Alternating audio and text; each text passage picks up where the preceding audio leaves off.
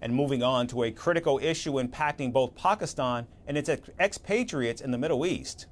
Recent warnings from countries like the UAE, Saudi Arabia, and Kuwait highlight growing concerns over the conduct and sheer numbers of the Pakistani workers abroad.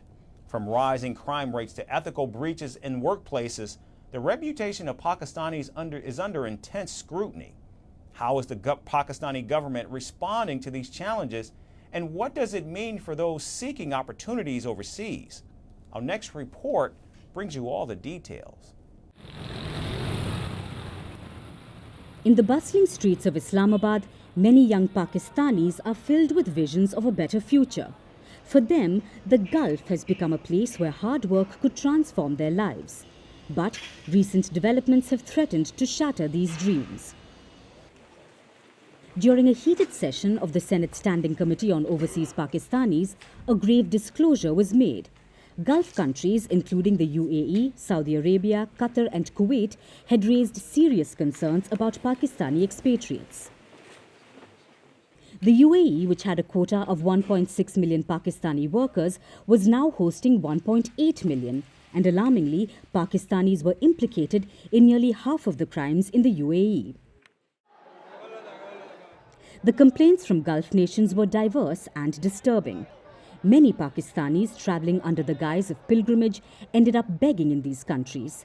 There were reports of Pakistani men making inappropriate videos of women in Dubai, nurses refusing to work in Kuwait, and labourers disregarding safety protocols in Qatar.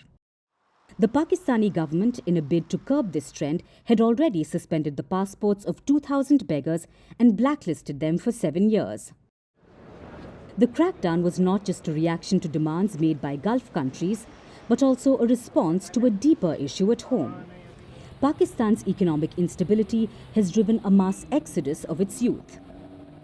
In 2022 alone, over 750,000 educated Pakistanis left the country, a staggering increase from the previous years. Among them were 92,000 highly skilled professionals like doctors, engineers and IT experts, seeking opportunities in Saudi Arabia and the UAE. The migration patterns revealed by the Pakistan Institute of Development Economics painted a stark picture. Over the past 40 years, 8 million Pakistani workers had moved to the Middle East. Saudi Arabia and the UAE remained the primary destinations, with other oil-rich nations like Oman, Kuwait, Bahrain and Qatar also attracting Pakistani labour. But despite this, the concerns raised by Gulf nations couldn't be ignored. In response to this, the Pakistani government started collecting data on job availability and emerging professions in various countries. A cabinet committee led by Prime Minister Shehbaz Sharif was established to tackle immigration issues. However, officials feared that Gulf countries might turn to even cheaper African labour, further jeopardizing the future of Pakistani expats. Compounding these issues, the economic desperation within Pakistanis was palpable.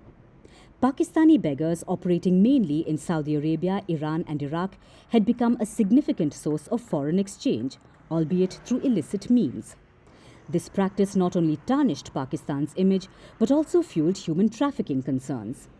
The Secretary of the Overseas Ministry revealed that nearly 90% of beggars arrested abroad were of Pakistani origin, often exploiting pilgrim visas to travel and beg.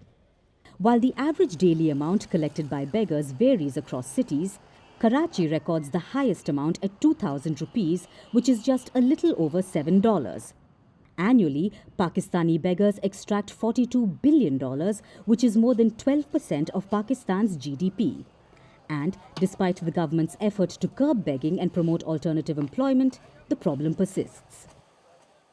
With the road ahead fraught with challenges, aspirations of millions of Pakistanis are hung in the balance, intertwined with the country's struggle to restore its reputation and secure a stable economic future.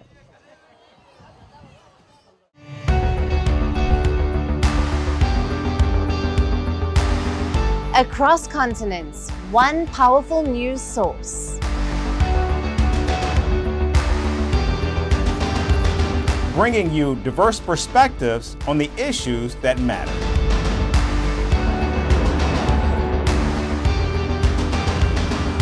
We go beyond the boundaries to give you that little extra about every sporting moment.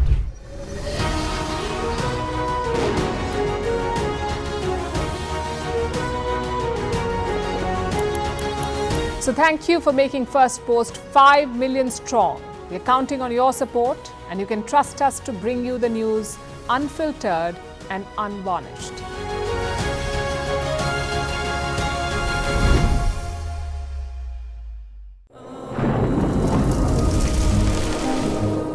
Climate change is on our doorstep.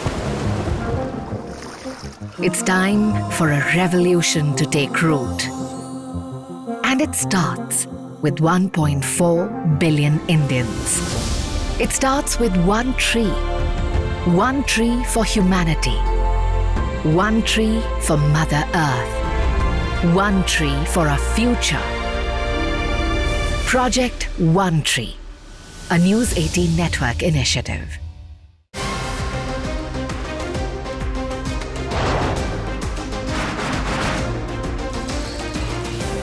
On the show today, the T20 World Cup bandwagon has moved across to the West Indies. What can we expect from this? Hello, I'm Alison Green, coming to you from Durban, South Africa. Today we have a special show. We'll start with a report on India's shifting nuclear posture. For the first time since India officially became a nuclear power. Hello and welcome to Firstpost America. I'm Aaron Ham, coming to you live from the nation's capital,